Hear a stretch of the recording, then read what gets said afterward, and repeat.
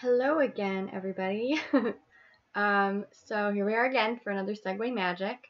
I'm really excited about this topic. I got super excited when I saw what it was going to be. Uh, Video games and computer games from our childhood.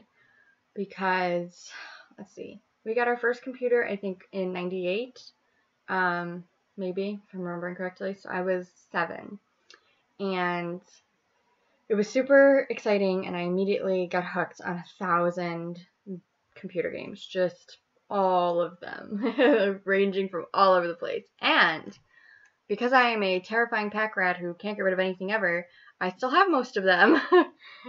So let's see, I had every Barbie video game that ever existed. I had Fashion Designer and Hair Designer and Detective and Talk to Me Barbie and all the Barbie videos. So played those all the time. Would probably still play those as a stress reliever nostalgia thing if I could get them to work on any of our newfangled computers here. I also got into The Sims somewhere in there in the 90s, so I had a ton of Sims games. Potentially still have a ton of Sims games. The world may never know. I played the Magic School Bus. This one, which was Explores the Ocean, which was really, really cool. And like the big takeaway I remember from this one was that sometimes this is how I learned about like garbage and debris getting in the ocean and hurting ocean life and being like horrified. Why were we letting that happen? So that was my big takeaway from that game.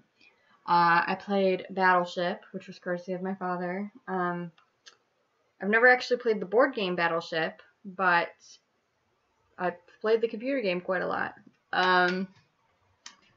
Along that same lines was Monopoly. I've never played, I don't think, real Monopoly. I may have played like a Lord of the Rings edition and some other kind of edition, but I've never played the actual just board game Monopoly. I've only ever played it on the computer.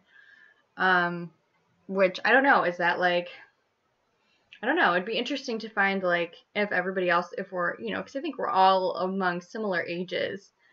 For all sort of what our experiences with our first computers were, because it was just such a big deal. I remember like AOL Kids was, the big thing, and I had 20 minutes of time a day I could be on the internet before it kicked my ass off, and I used to log into my mom's account because I knew her password so I could have unlimited internet, when I was a little older, not when I was 7. Because I was on AOL Kids for too long, Mom and Dad, too long.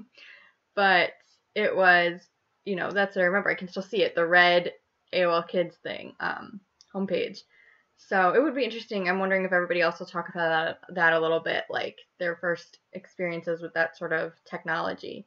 I also had Dream Dollhouse by Fisher-Price, which was awesome. Like, different rooms had different games. There were fairies up in here. Not sure what the fairies did anymore. I like want to revisit these games, but I can't get them to work on my, Windows 8 laptop. So if anybody has an old 98 desktop they want to let me borrow, get in contact. And then I also had this really cool Wishbone game that I loved, that the big takeaway from that was, this like monster maze, like, which I think was from like Frankenstein or something. First of all, Wishbone is amazing. Wishbone, I still rewatch the Wishbone Sleepy Hollow Halloween episode every year. Wishbone was the thing for me growing up. And there was like a maze, and you had to like try to get through the maze, and there were scary monsters, and you could only see parts of it at a time. And I'm not sure like what the takeaway was supposed to be, except that I was always really scared, but like in a fun way, like in a, my little sister would sit with me and we'd play it and be scared way, So, and then last but not least, the most important of all my growing up computer games, Oregon Trail. I have been trying to find like a legit like app game of the Oregon Trail or an updated version of this, because holy God, did I love the Oregon Trail, man. I would just play this for hours and hours and constantly die and make the wrong decisions and start over and just hours. And it's one of those massive, like, 2-4 disc set things. Like, God, did I love this game. And I just would still play it. I would still play it.